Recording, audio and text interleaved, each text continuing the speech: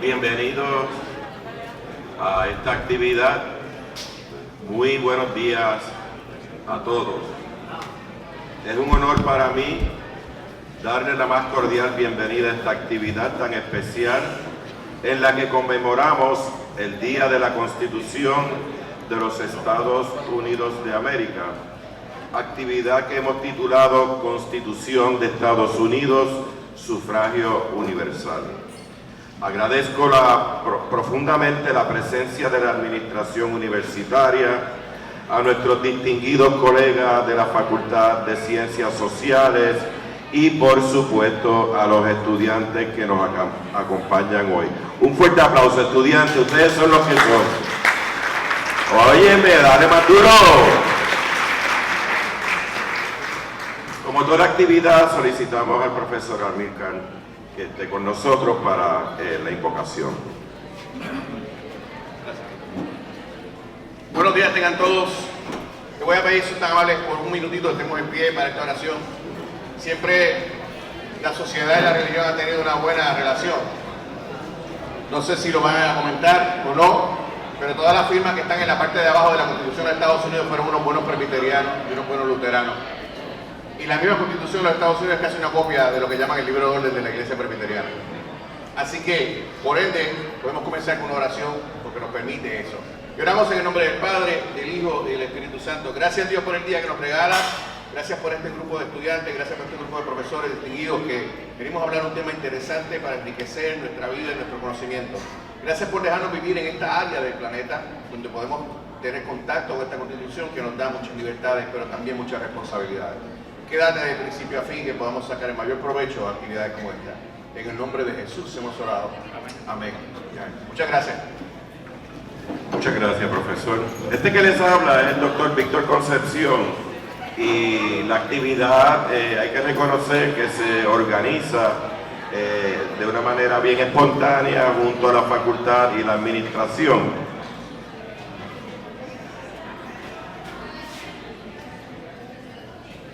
Este evento no sería posible sin la colaboración del Centro de Acceso a la Información, dirigido por el señor Martín Rosado, y el apoyo técnico invaluable del señor Elmer Cardero en medios audiovisuales.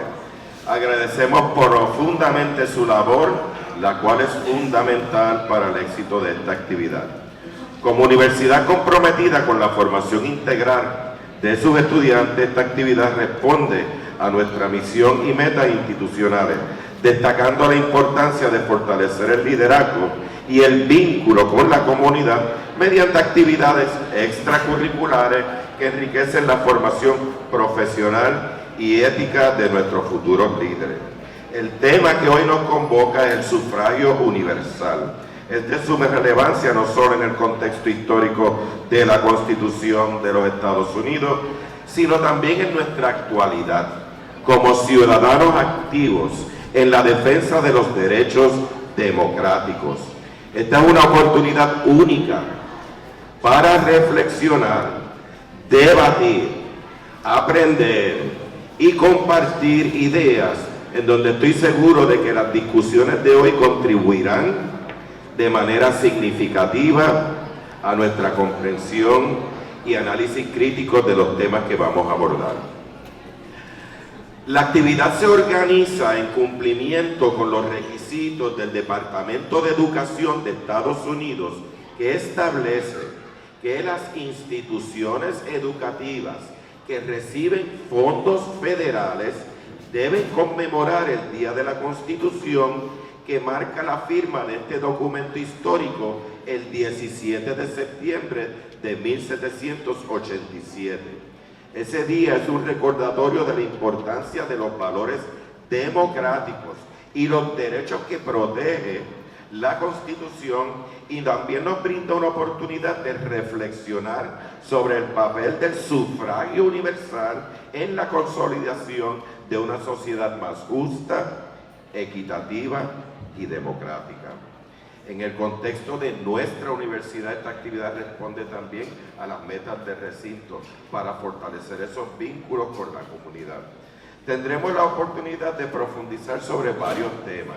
Va a ser a manera de conversatorio. Siéntanse en la libertad, si usted lo entiende así, levantar su mano, compartir alguna inquietud, formular alguna pregunta, que no dudo que si algunos de nosotros no tenemos la respuesta en el momento, aprenderemos de ustedes también. Nos acompaña con nosotros el señor Martín Rosado, quien ha estado por aquí colaborando en toda esta actividad como director del CAI.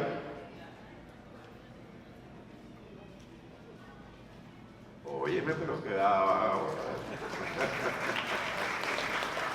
El señor Hermes Caldero, quien es del área técnica. El doctor René Cuevas, del Departamento de Ciencias Sociales. El doctor Pedro Vega, del Departamento de Ciencias. El doctor Luis Cruz, del Departamento de Ciencias Sociales. Y les envía un cariñoso y abrazo afectuoso el profesor Luis Ferrao, que se quedó en modalidad distancia.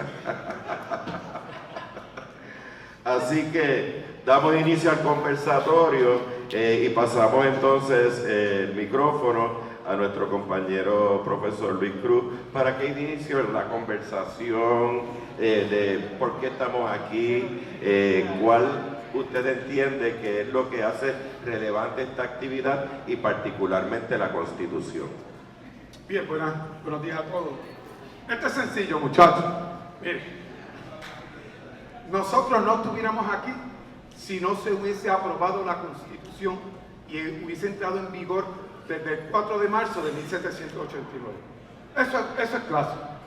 De ahí es que nosotros, o Estados Unidos, se ha proyectado y estamos donde estamos gracias al inicio de ese documento, que es lo que permite que los ciudadanos de Estados Unidos tengan o no tengan X o Y derechos. Esa es la raíz.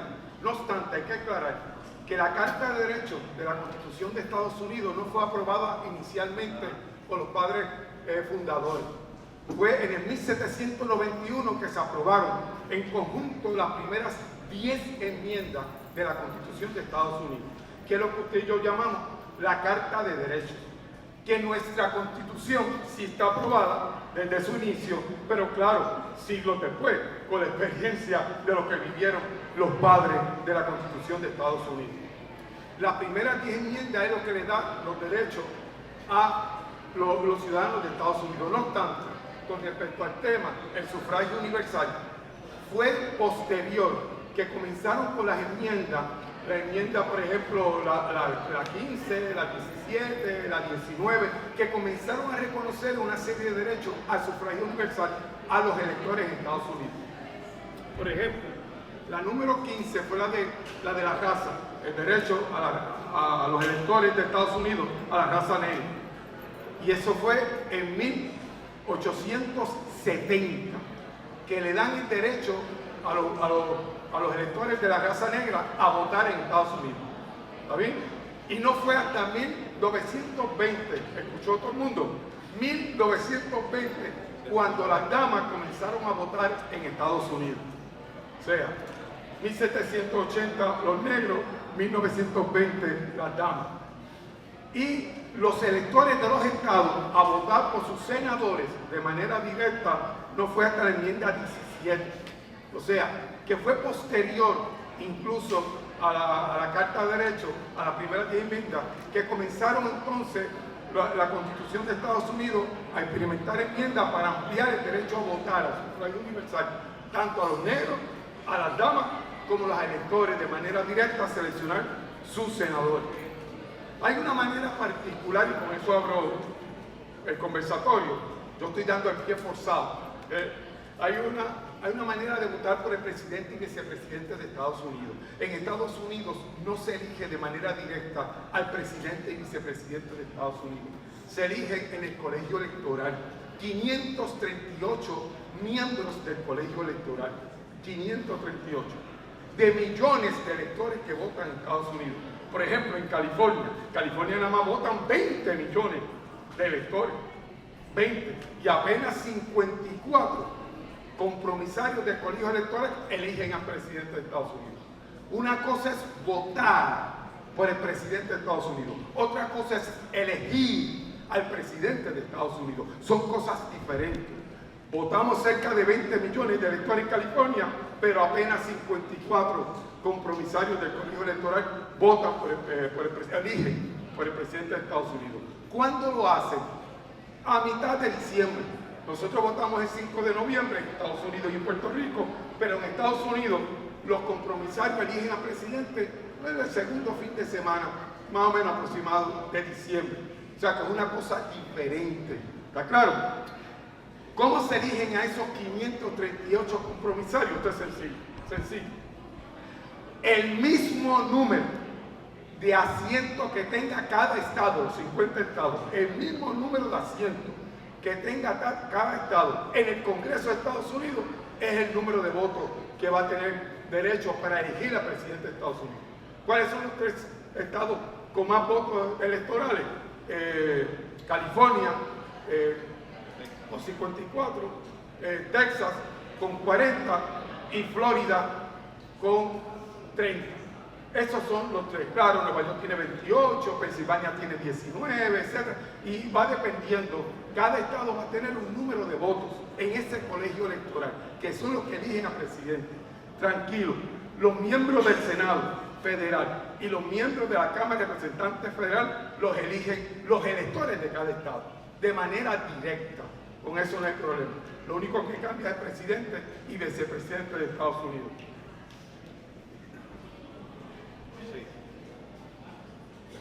Buen día. Nada, primero felicitarlos por la actividad, darle las gracias por el auspicio a los estudiantes, ¿verdad? Y compañeros que están en la mañana de hoy. Y retomando un poco esta introducción, Luis, es bueno recalcar que cuando se reúnen esos representantes de las colonias en 1887 y dan pie a un plan notable de autogobierno como es la Constitución, vemos que un extraordinario documento como ese, pues también tenía sus carencias, como tú bien señalas, ¿verdad? No había una declaración específica sobre unos derechos individuales y el consentimiento de los gobernados se refería única y exclusivamente a los hombres blancos propietarios. O sea que vemos que los indígenas, los esclavos, las mujeres estuvieron obviamente en esa primera desarrollo de la Constitución excluidos de esos derechos naturales y políticos. Y vemos como la Constitución va evolucionando y en 1791, como bien tú señalas, pues Thomas Jefferson influye en esa declaración de los derechos, ¿verdad? Universales. Y vemos como la experiencia del periodo de colonización, ¿verdad?, que estuvo sujeta a las 13 colonias por parte de Inglaterra, fue un factor decisivo en la inclusión de los derechos individuales. Experimentaron lo que es la carencia del derecho a la libre expresión, a la prensa, a los registros de allanamientos irrazonables por parte de los aduaneros ingleses, cuando por ejemplo se aplica la ley del acta del timbre, donde se le quería poner un impuesto a todo documento legal o comercial. Y vemos como el pueblo tenía una cierta perspicacia hacia el nuevo gobierno y no querían perder esos derechos ya adquiridos.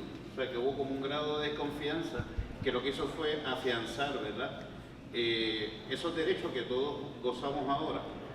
Importante también cuando hablemos del tema de los afroamericanos, ¿verdad?, esa batalla desde que son emancipados por la enmienda 13ª.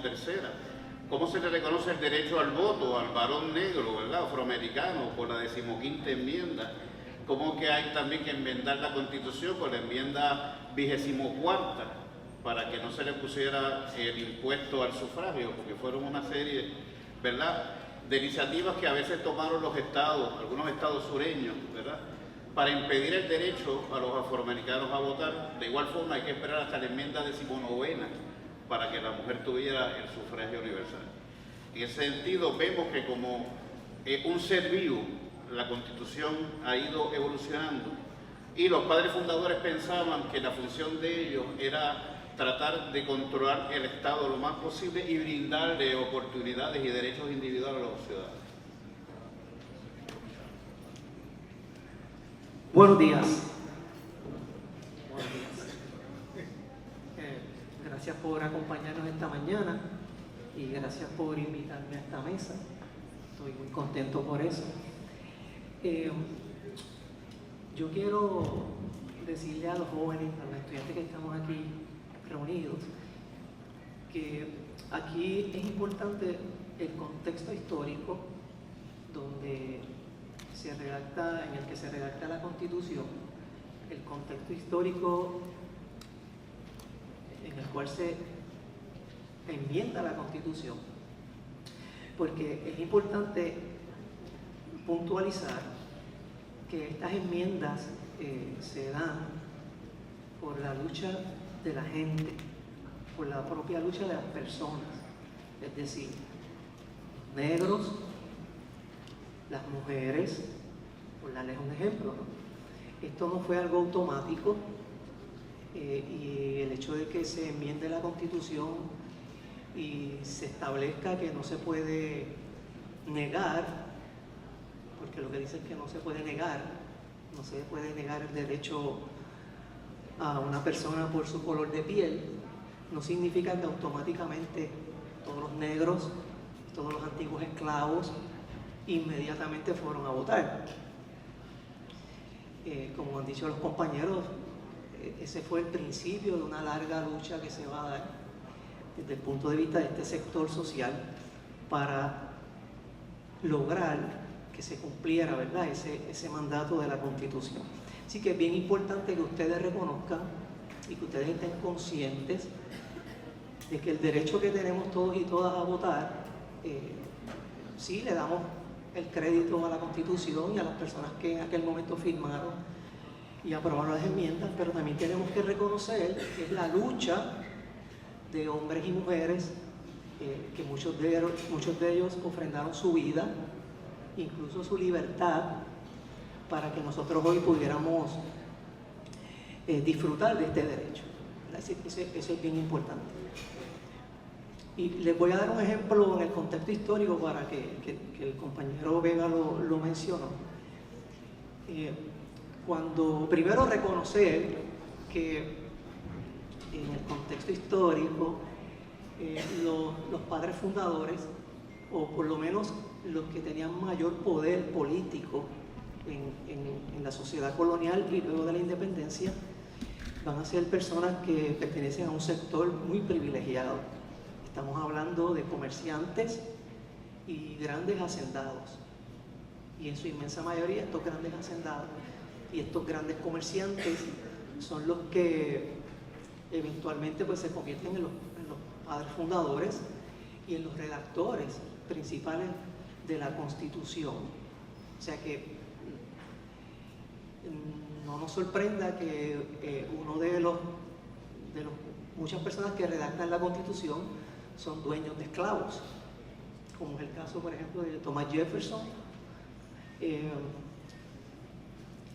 Monroe, Madison, se me escapa uno, Washington,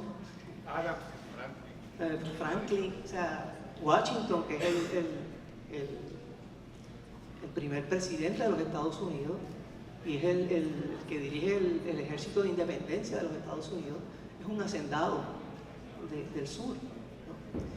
Thomas Jefferson, que tercer presidente de los Estados Unidos, es uno de los grandes hacendados de Virginia, con grandes plantaciones agrícolas, dueños de esclavos.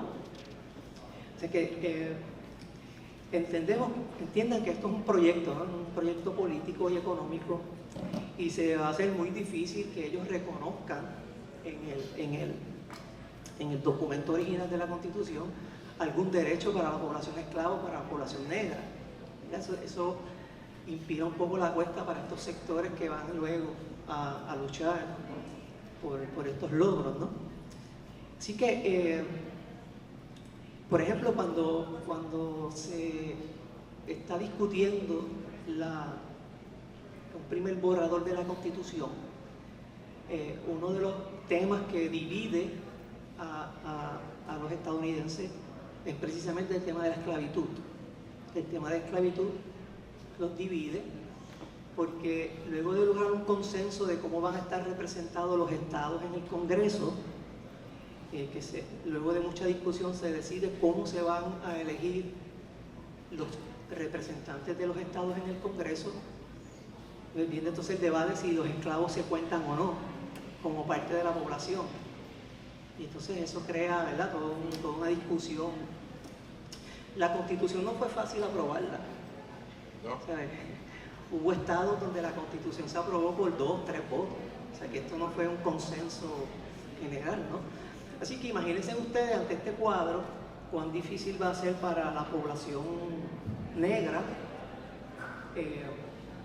poder insertarse en esa lucha por adquirir un derecho como los votos. O sea, estamos hablando de una población que sobrepasa por muchos millones de personas, y cuando se da la abolición de la esclavitud se calculan aproximadamente 5 millones de esclavos en Estados Unidos. O sea, 5 millones de esclavos en 1870, 65 es mucho más gente que la población de Puerto Rico ahora. Entonces eso crea discusión, ¿no? Por eso vamos a ver cuán difícil es la lucha de este sector de la población para poder votar. Como mencionó el compañero Luis, los negros adquieren ese derecho primero que las mujeres. Entonces, imagínense ustedes lo difícil para las mujeres entonces lograr, ¿verdad?, alcanzar un voto como ese. Pero después entramos en esos detalles para seguir la discusión, pero importante el contexto histórico, ¿verdad?, para que ustedes entiendan que esto no fue automático. Se firmó la Constitución y todo el mundo a votar. Así que es un derecho bien luchado. Bien, así que en resumen, hasta el momento, uno, la Constitución en cierta medida dirige todo el quehacer político de la sociedad en términos de justicia. Hay unos elementos históricos que se están destacando, unas luchas que se desarrollan y una vigencia de la misma, y por eso estamos aquí hoy. Pero se habla de género, de la fémina, se habla de la raza, de los negros. Pero hay un elemento interesante, porque levanten la mano todos aquellos de ustedes que tienen 18 años o que van a cumplir 18 años próximamente. ¿Tienen 18? No, levanten la mano, por favor. Tienen 18, van a cumplir 18 próximamente, 19, 20. Ok. Hubo también un momento histórico que me gustaría que se abordara, porque no todos los jóvenes tenían derecho al voto a los 18 años. Y pregunto, ¿ese derecho al voto a los jóvenes de 18 años fue una lucha de la juventud? Yo quiero votar por él, yo quiero el derecho, o cómo se llevó a cabo, porque ellos van a experimentar, los que tengan 18 años, 19 años, 20 años, la primera oportunidad de ejercer el derecho al voto. Así que, ¿por qué se le brinda a la juventud ese derecho? ¿En qué contexto histórico?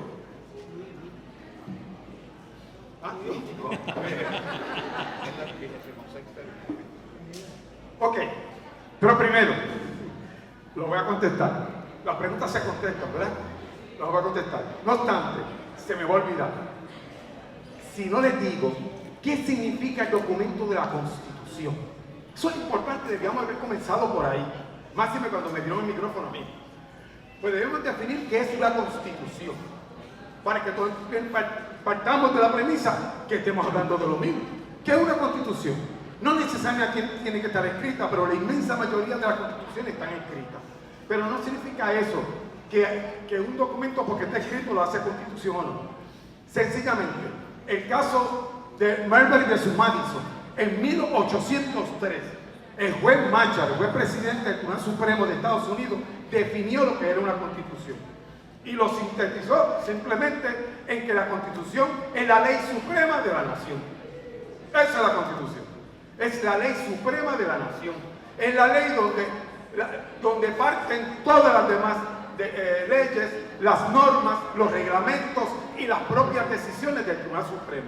Y invocó el derecho del Tribunal Supremo de ser el mayor celador de esa Constitución. Nadie puede interpretar en última instancia la Constitución si no es el Tribunal Supremo de Estados Unidos. Y eso no era por ley, y eso no lo dice la Constitución Federal, no lo dice. Pero Machar se atrevió y tomó, como dicen por ahí, ¿verdad?, coloquialmente, al toro por los cuernos y dijo: nosotros somos los celadores de la Constitución Federal. Nosotros vamos a decidir y a interpretar qué es lo que quiere decir la Constitución. Los demás poderes, el Congreso de Estados Unidos y el presidente de la presidencia de Estados Unidos, el Poder Ejecutivo, se quedaron callados.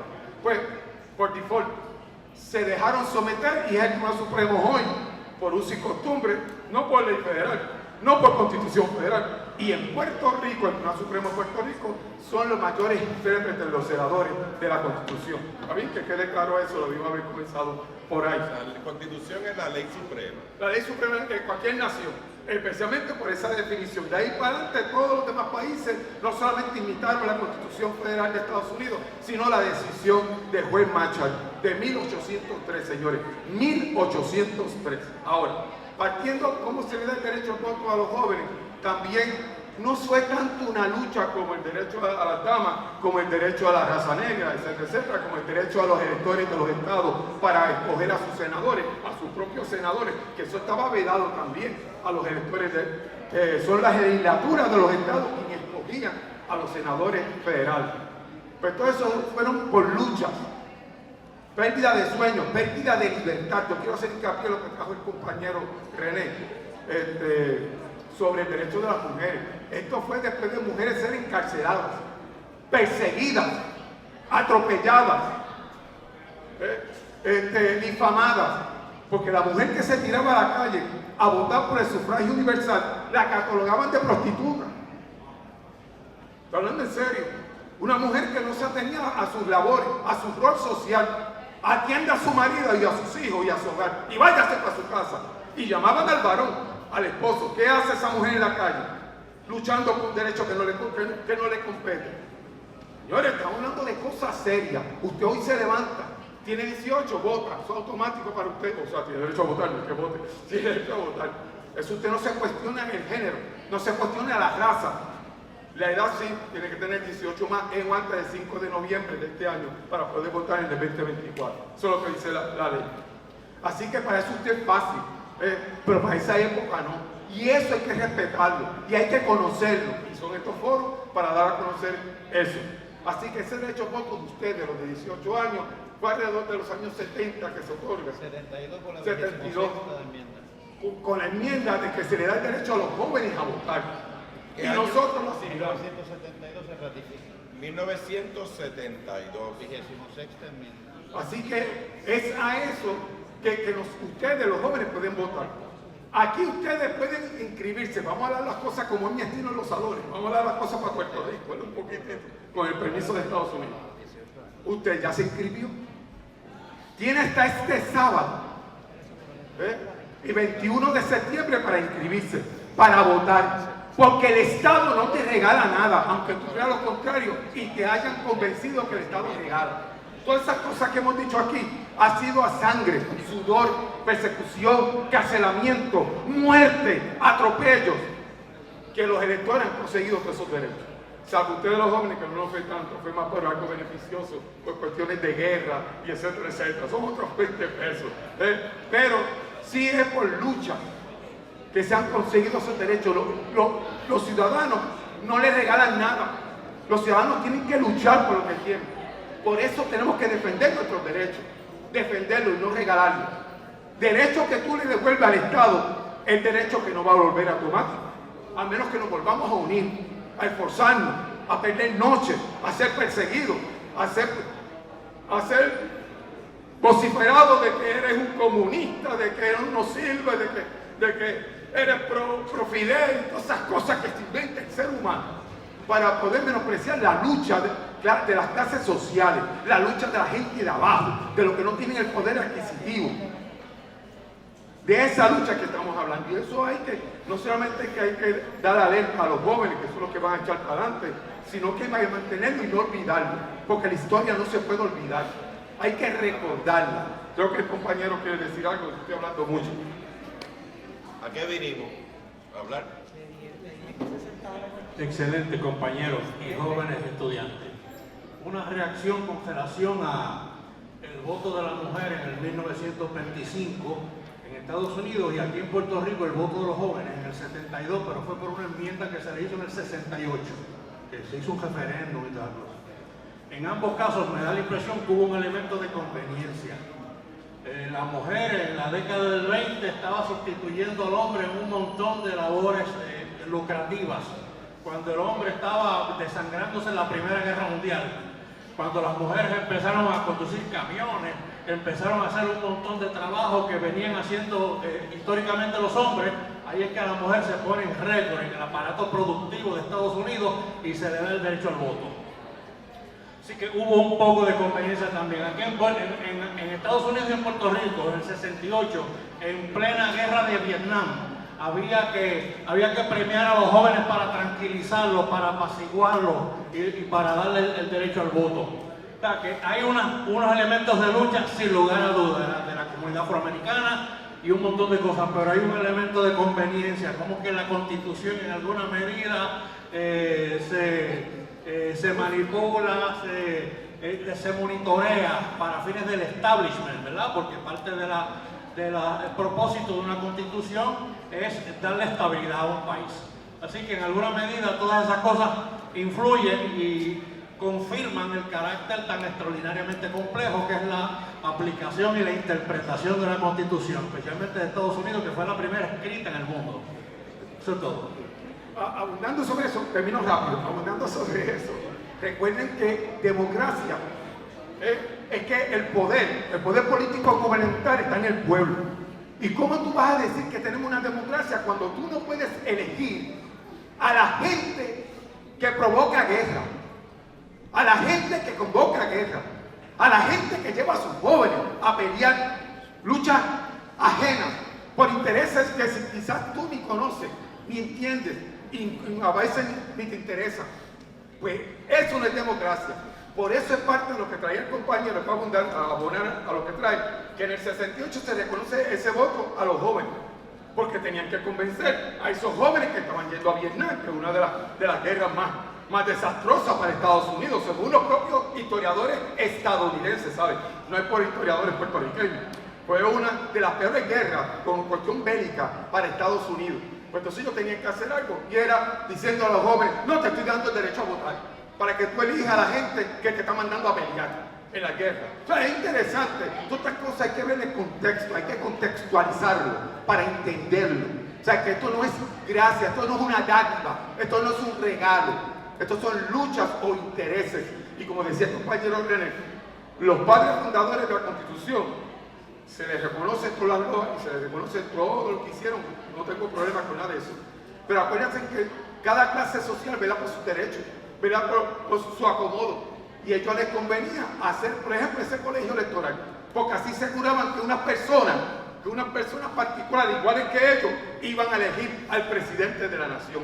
No el voto popular, no el voto de tú y yo, de la gente de a pie, sino una gente como ellos, que iban a ser los miembros del colegio electoral. Desde ese contexto tienen que entender lo que significa el colegio electoral. Y que 538, señores, 538 seres humanos, hombres y mujeres, voten la segunda fin de semana de diciembre quién va a ser el presidente de Estados Unidos. Para que tengan una idea, 270 votos de 538 eligen al presidente de Estados Unidos. Lo eligen ya, oficialmente. El que sea, Kamala Harris, Donald Trump, el que sea. Ese va a ser el próximo. Tiene 270 votos. Ese es el próximo presidente de United States of America. Eso es lo que te van a decir. 270 de 335 millones de habitantes que tiene Estados Unidos. Partiendo de eso, ¿qué pueden decir los demás compañeros? O sea, que lo que usted dice es que la puedes decir 25.300.000 y el otro tiene 24, 25 y unos ciento y pico de miles menos. Sin embargo, el que tiene menos votos popular no necesariamente se puede convertir en el presidente. No necesariamente. Dos casos históricos en donde eso ha ocurrido recientemente en relación a esa complejidad. Bueno, hay varios casos. Y el más reciente fue Trump. Donald Trump obtuvo menos votos populares que Hillary. 300 millones votos menos que Hillary Clinton, 2016. Donald Trump obtuvo menos votos populares, pero fue electo presidente en el colegio electoral. Porque, como se mencionó anteriormente, y aclarar un poco, cada estado tiene un número de representantes o delegados, comisionarios al colegio electoral. Si no me equivoco, 48 de 50 estados, la persona que más votos populares tenga en ese estado obtiene la totalidad de esos compromisarios. Por ejemplo, si el día de las elecciones el candidato A obtiene 1 millón de votos y el candidato B obtiene 500.000, pues ese candidato A, por tener más votos populares, se lleva todos los compromisarios de ese estado. Si fuera, por ejemplo, la Florida, con ese resultado las elecciones van 30-0 a favor del que sacó más votos. Ya tiene 30, tiene que alcanzar 278. Pues fuimos a California y el que ganó California se lleva 54. Automático. Sí, automático. No importa la diferencia, pese por un voto, la diferencia de millones de votos, el que ganó el estado de California se lleva los 54 votos electorales. Mira el tipo de votos indirecto y no democrático. Y además del caso de Trump y Hillary, está el famoso caso de Bush y Al Gore. Al Gore obtuvo más votos populares, pero Bush, cuando ganó el estado de la Florida, que fue aquel proceso electoral que tuvimos que esperar como 3 meses lo que contaban los votos, ese caso, Bush salió electo presidente con la mayoría de votos electorales, no de la gente. Sí, eso es así. Que sí, hay 2 o 3 casos más del siglo XIX, pero la lógica de esto en el contexto en que se escribe es, yo les puedo decir desde mi punto de vista, es lo que comentó Luis, el interés de cierto grupo social por mantener un control, ¿verdad? Pero también cuando se pregunta por qué no se cambia eso, por qué no se cambia ese sistema del colegio electoral, pues no sé, no hay una contestación lógica. Lo importante es que no se cambia. No sé si Ángel tiene alguna idea mejor que la mía, pero sería habría que enmendar la Constitución. Es un proceso Sí. bastante... Sí. Pero Ángel, ¿por qué no lo cambiamos? Cada país tiene cosas de ampliarse. Cada país tiene su método, ¿verdad? A nosotros nos puede ser muy raro el método de elegir sus autoridades. El derecho, como tú sabes bien, es parte de la cultura. El derecho, la Constitución es parte de una trayectoria de muchos años. Y Estados Unidos tiene ese método, ¿verdad? Y ellos parece que están muy felices con eso. Por lo que tú acabas de explicar, que hay una frase en el sistema electoral de Estados Unidos que dice todo con el que ganó. Aunque haya ganado por un voto en California, el resto, el que no votó por ellos, entonces le cierra fila. Eso es un sistema, una manera de perpetuarse, de que se repita, de que se reproduzca el sistema de poder y que no haya nada, porque los países se autoconservan, ¿verdad? Y esa es una creencia afincada en la cultura estadounidense, ¿verdad? Gracias. Sí, es importante.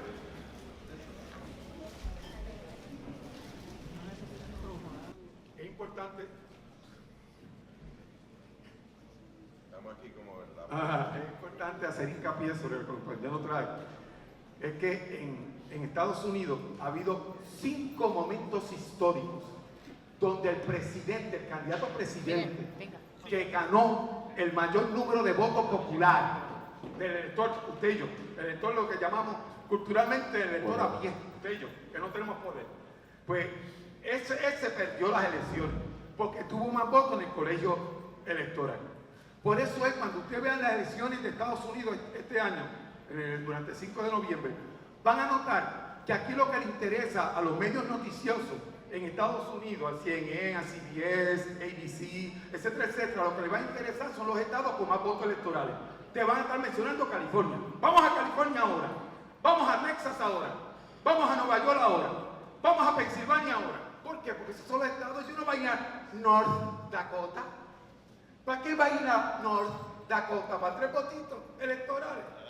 ¿Para qué van a Alaska? 3 votitos. ¿Para qué van a South Dakota? 3 votitos. Menos a Puerto Rico. No tiene voto. Puerto Rico no tenemos ese voto. Nosotros los puertorriqueños, los compañeros están por ahí en una mesa, tenemos que ir a la guerra de los estadounidenses. Pero nosotros no elegimos a la gente que declara guerra. Interesante. Esa es la llamada democracia. Y nos rompemos la vestidura y sacamos pecho, ¿no? ¡Ah! Que yo vivo en una democracia. ¿Sabes? Pero la gente que declara guerra, nosotros no los elegimos. Eso es uno de los grandes fallos que tiene. Acuérdense que democracia es que el gobierno de los gobernados, elegir los gobernados a su gobierno.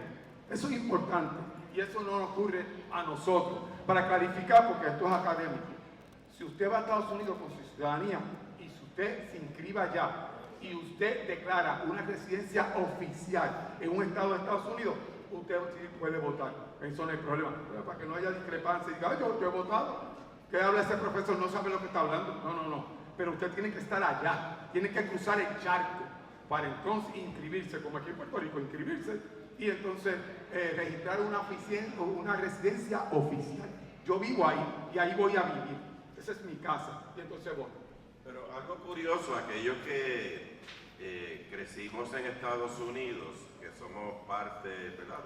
Nacimos en Estados Unidos, como en mi caso, y muchos puertorriqueños que quizás nuestros padres o nuestros tíos abuelos, nuestros abuelos, vivieron en Estados Unidos siendo puertorriqueños. Cuando yo les pregunto a papi, a mami, a tío Chu, a tío Win, a mis tíos, tíos abuelos, que vivieron allá 10, 15 años, ve acá, ¿tú votabas? Ay, no, yo no iba a votar.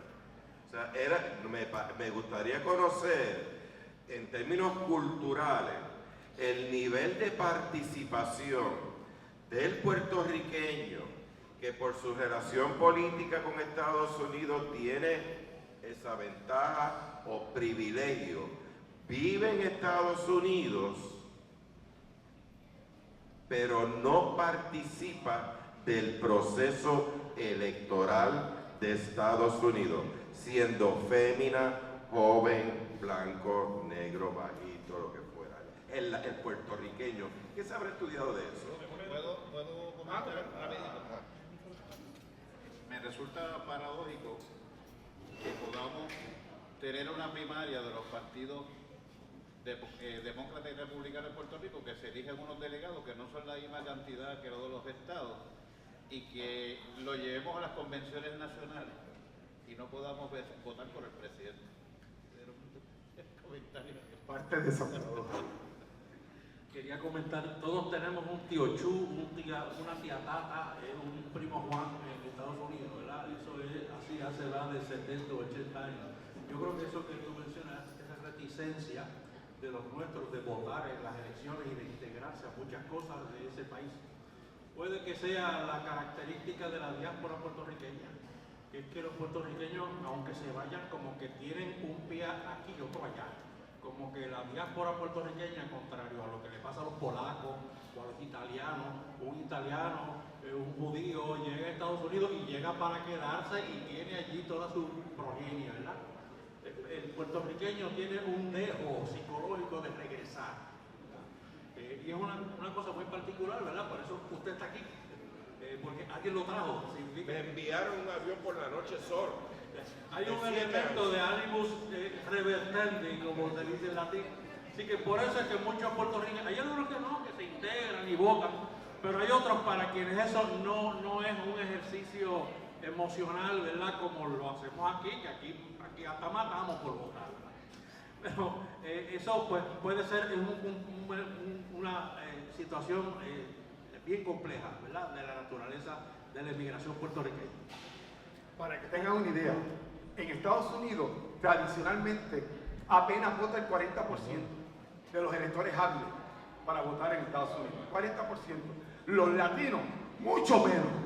No tengo la data, y esto obviamente hay que ser académico, ¿verdad? Yo no puedo hablar cosas que no tengo la data, ni me la tengo en la mente, para saber qué participación o qué por ciento de puertorriqueños o de latinoamericanos participan en las elecciones de Estados Unidos que tengan derecho. Tienen que ser ciudadanos, como nosotros, somos ciudadanos. Pero entonces, sí la participación es tenue, un nivel súper bajo. Apenas se llega al 40% de electores hábiles estadounidenses que participan en las elecciones. ¿David? Pero ahora, en tiempos presentes, más recientes, hay un aspecto demográfico, y es que estamos hablando ahora de más de 5 millones de puertorriqueños en los Estados Unidos. Ya se ha convertido en una fuerza, ¿verdad?, considerable para efectos de voto, y obviamente ahora hay un esfuerzo más riguroso porque el puertorriqueño allá vote. De hecho, mudamos gente para allá con esa encomienda de que se vaya a la Florida, vaya a New Jersey y vaya a otros estados, y incentivar a los puertorriqueños y puertorriqueñas que se integren, ¿verdad?, que se inserten en el proceso electoral de Estados Unidos. Pero si fuera una cuestión puramente cultural, pues tendríamos los mismos números, la poca participación. Ese esfuerzo que hay ahora para el asunto demográfico ha un poco aumentado ese número. Y otra generación también que está emigrando, ¿verdad? Pero sí hay un esfuerzo brutal porque se inserten al proceso electoral. Bueno, y siguiendo con esa tónica, recuerden, en Estados Unidos, los compromisarios que votan por el presidente de Estados Unidos, ¿cómo se eligen los 538? Los 538 electores del colegio electoral se eligen de la siguiente manera. Cada estado tiene derecho a 2 senadores federales. Voy a repetir. Cada estado tiene derecho a 2 senadores federales. Son 50 estados por 2, 100. 100 senadores federales componen el Senado federal. Ya de 538 tenemos 100. Faltan 438. 435 salen en proporción a la población de cada estado. A mayor población tenga tu estado, mayor representación va a tener en el colegio electoral. ¿Quién es el estado con más aprobación, como dijimos antes? California. Pues tiene más representación. Y después, Texas. Pues tiene segundo. ¿Quién después? Florida. Pues tercero. ¿Quién después? Nueva York. Pues cuarto. ¿Quién después? Pensilvania. Pues quinto. Va a depender el número de población que tenga cada estado para entonces darle más número de representación. Ahora, si usted me está siguiendo, 100 y 435 son 535. Usted dirá, ese no sabe sumar. Es verdad. Pero aparte de que no sepa sumar, es que esos tres es por derecho constitucional, que la Constitución se enmendó otra vez para darle 3 votos de compromisario a Washington, D.C., Washington, Distrito de Columbia, que es la capital de Estados Unidos. Esos 3 votos, ser Estado. Washington, D.C. está luchando por ser Estado 51, como X partido, el Partido Nuevo Progresista en Puerto Rico, que lucha porque Puerto Rico se convierta en el Estado 51. Pues Washington, D.C. también está luchando por eso. Washington, D.C. no es Estado, es un distrito de Colombia, está entre Maryland y entre Virginia. Maryland y Virginia. Ahí es que está ese Washington, D.C., que es una calle, es un minúsculo y no es ningún estado. Pero la Constitución se enmendó para darle 3 votos y ellos votan igual que cualquiera. Cuidado, Washington, D.C. no es un estado, no tiene gobernador, no tiene legislador estatal, no tiene tribunal supremo, porque es la sede del gobierno federal. ahí está el Tribunal Supremo Federal, ahí está la Casa Blanca. Eso es diferente, pero no es un Estado, pero tiene derecho a 3 votos. Nosotros lo que tenemos derecho es un comisionado residente que tiene voz, pero no tiene voto. Igual pasa con Washington D.C. Washington D.C. tiene también un comisionado residente que le llaman delegado. Un delegado tiene voz, pero tampoco tiene voto. De ahí se sacan los 538 votos electorales. Quiero que sepan que si tú ganas 10 estados, 10 de 50, tú ganas 10 y perdiste 40, pero ganaste a Florida, Nueva York, California, Texas, Pensilvania, Illinois, Georgia. Si tú ganas esos estados que tienen muchos representantes, tú le das una pela al otro candidato cuando el otro candidato ganó 40 estados el voto popular. Hay una diferencia enorme, usted tiene que entenderlo, porque a veces nos venden como la cosa de la democracia, pero es porque no conocemos cuán democráticos son los procesos para elegir al presidente y vicepresidente. No a los representantes, te repito, eso es el voto directo de los electores, no a los senadores. Voto directo de los electores después de la enmienda también, porque antes lo cogían las propias legislaturas estatales a los senadores de esta federal. Muy bien, así que en resumen podemos entender entonces que es complejo, interesante y que merece mayor y más discusión. Son ustedes los estudiantes que queremos que provocarles, ¿verdad?, ese interés en continuar aprendiendo de estos temas. Pero vamos a tratar de delimitar en los próximos 10 minutos, ¿cuál es el efecto, cuál ha sido la trayectoria o la trascendencia del proceso electoral en Puerto Rico cuando se compara, ¿verdad?, desde lo que hemos estado hablando anteriormente, a partir de que Puerto Rico es territorio de los Estados Unidos? El proceso electoral actual era similar allá del 1900, 1920 o más adelante fue modificándose. ¿Qué nos pueden compartir de la situación de Puerto Rico y nuestro sistema electoral? Es sencillo. Al inicio, luego de la invasión estadounidense en Puerto Rico, el 25 de julio de 1898, por Guánica, Puerto Rico, lo primero que nos impusieron fue un gobierno militar. En los gobiernos militares no hay derecho a voto, no hay nada, tranquilo.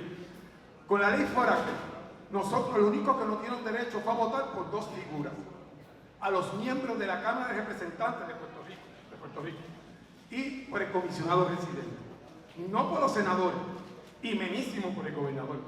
El gobernador era nombrado por el presidente de Estados Unidos y así estuvo hasta la ley Jones de 1917, marzo de 1917, donde entonces nos enmendaron y nos añadieron un derecho: votar por los senadores.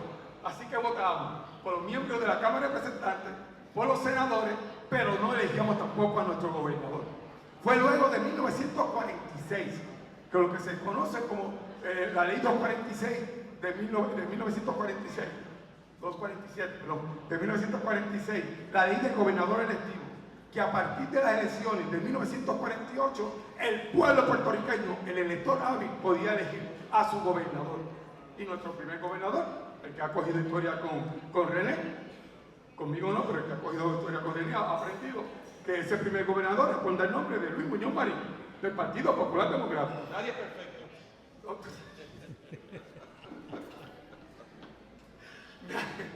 Nadie es perfecto, pero lo importante es, perdóname, no es el mismo que el tuyo, no, tranquilo, tranquilo. Y entonces, luego de eso, hemos elegido a nuestro gobernador, que ha sido todas las elecciones, lo que se llama la alternancia en el poder político. O gana el popular, con el candidato popular, Rafael Hernández Colón, Aníbal Acevedo Vilá, Alejandro García Padilla, Sila María Calderón. Mira qué bonita. Sila María Calderón, que han elegido los electores populares a su candidato. Y por el PNP, que son los otros que han podido ganar, pues ha sido obviamente Pedro Rosselló, papi, el hijo Ricardo Rosselló, Luis Ferrer, que fue el primer gobernador del PNP en 1968, han sido los que han gobernado este país en una alternancia al poder. Esa alternancia y ese bipartidismo lo arregla usted. ¿Cómo usted lo arregla? Con su voto, haciéndose valer con su voto, diciéndole no más a la alternancia en el poder político. Porque estamos aquí y los resultados de las alternancias los siente usted todos los días, los siente sus abuelos, sus padres, sus hermanos mayores.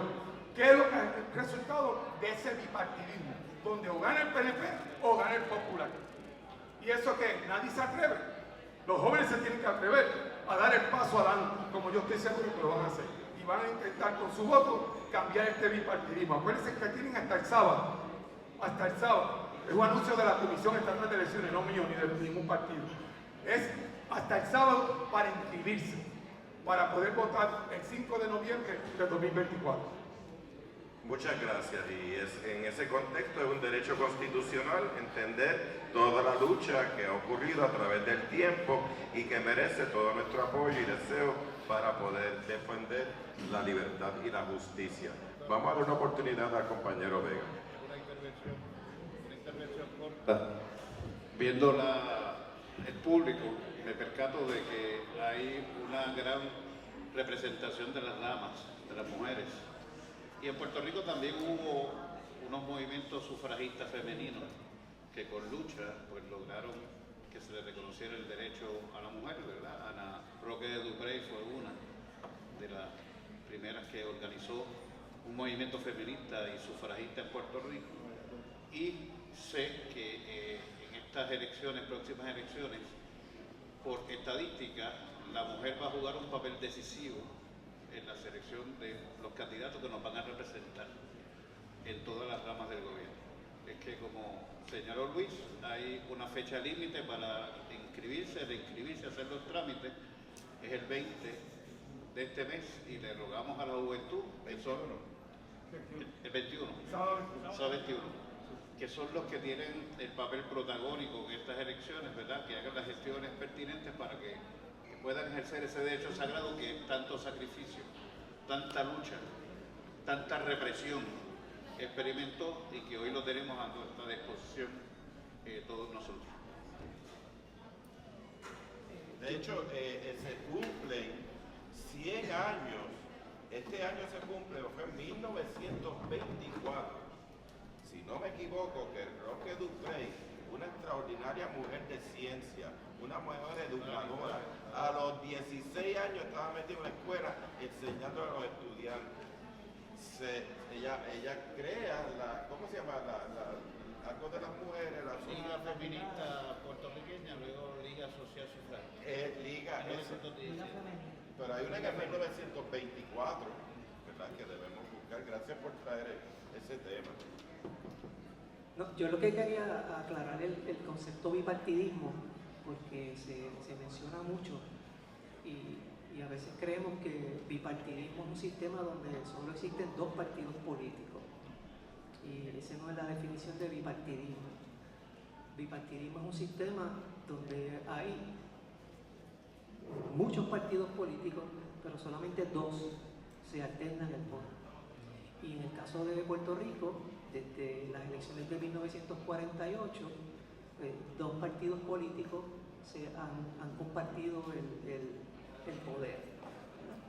Y cada 4 años, porque la Constitución establece que las elecciones son cada 4 años, también aclaramos que todo el proceso electoral de Estados Unidos y Puerto Rico está escrito en la Constitución. Cualquier cambio pues tendría que ser una enmienda a la Constitución. Cada 4 años se celebran las elecciones en Puerto Rico, y desde las elecciones de 1948, dos partidos políticos se han alternado en el poder. Como mencionamos, el Partido Popular y el Partido Nuevo Progresista. Esa experiencia de dos partidos alternándose en el poder es lo que provoca esto que llamamos el sistema bipartidista. Cuando se menciona de romper el bipartidismo, lo que se plantea es que un tercer partido, una tercera fuerza tenga la oportunidad de gobernar en Puerto Rico. Eso es lo que quería aclarar. Muy bueno, había que aclarar eso, y muy cierto, porque a veces uno habla de vocablo, dice una cosa y uno parte de la premisa que todo el mundo sabe lo que es, y eso es incorrecto. Muy bueno. Pero también quería aclarar que en Estados Unidos es igual. ¿Cuántos de ustedes saben que en Estados Unidos existen más de 2 partidos? ¿Usted se cree que más que demócratas y cristianos y republicanos? No hay demócratas y republicanos nada más. ¿Quién dijo? Está el Partido Libertario y tiene su candidato a presidente y tiene su candidato a vicepresidente. Está el Partido Verde, que su color de identificación es el verde, como el azul es del Partido Demócrata y el rojo es del Partido Republicano, pero el Partido Verde tiene su color verde y tiene también su candidato a presidente y vicepresidente. O sea, hay más partidos políticos en Estados Unidos como en Puerto Rico. Lo que ocurre es que allá los medios de comunicación no le dan importancia, no lo mencionan. Apenas usted escuchó hoy, está diciendo un tercer candidato, ¿se acuerdan? ¿Se acuerdan? Robert Kennedy Jr., que ahora se unió a Donald Trump, pero él fue un tercer candidato, pero de independiente, no era del Partido Libertario ni del Partido Verde. Y entonces él sonaba porque era una persona prominente, una persona multimillonaria, es como si Elon Musk se tira candidato a presidente independiente. Pues claro, puede utilizar todos sus medios electrónicos, telemáticos, para poder llevar su promoción. Pues Kennedy sonó mucho, pero ni siquiera los medios le dejaron participar en el debate entre Donald Trump y Biden, antes de Biden retirarse. No lo dejaron participar. Miren cómo son las cosas. No se le dan oportunidad a los terceros y cuartos partidos, pero existen en Estados Unidos como existen en Puerto Rico. Y lo que dice el compañero es cierto. Se define bipartidismo como que en este sistema solamente hay 2 partidos con oportunidades reales de alcanzar el triunfo gubernamental, político gubernamental. ¿Está bien? Bueno, eso del bipartidismo, además de en Estados Unidos, donde está muy acendrado, en América Latina tenemos un sinnúmero de ejemplos entre liberales y conservadores, el Partido Colorado del Paraguay, el Partido Blanco y así por el estilo. Es muy común. Me da la impresión que es muy conveniente para los grandes intereses, porque hay mucha gente que guisa con el bipartidismo en la medida en que restringen las oportunidades, y detrás de eso también hay unas fuerzas invisibles que invisibilizan casualmente las terceras y cuartas alternativas, y eso es parte de la lucha que se tiene que dar. Además de las luchas que se han hablado aquí en este panel a lo largo de siglos, también hay que dar una lucha para ampliar los espacios democráticos. No es porque los dos que se turnen el poder sean malos, pueden ser buenísimos los dos, pero ciertamente hay otras alternativas también. Y entonces, en la medida en que se abran esos espacios, en esa misma medida se ofrece más alternativa para la ciudadanía, mejora el sistema y mejora la gobernanza. Por eso es que es importante tener en cuenta que si un partido único es horrible, como el PRI de México, que estuvo 70 años en el poder, casi igual de malo es tener únicamente 2 para que la gente se restrinja de que si no es Juan es Pedro, si no es uno es el otro y se queda. Eso es un peligro que hay que reconsiderar. La democracia se enriquece habiendo más alternativas. Y usted tiene que ser parte de eso. Inscríbase antes del 29 de septiembre.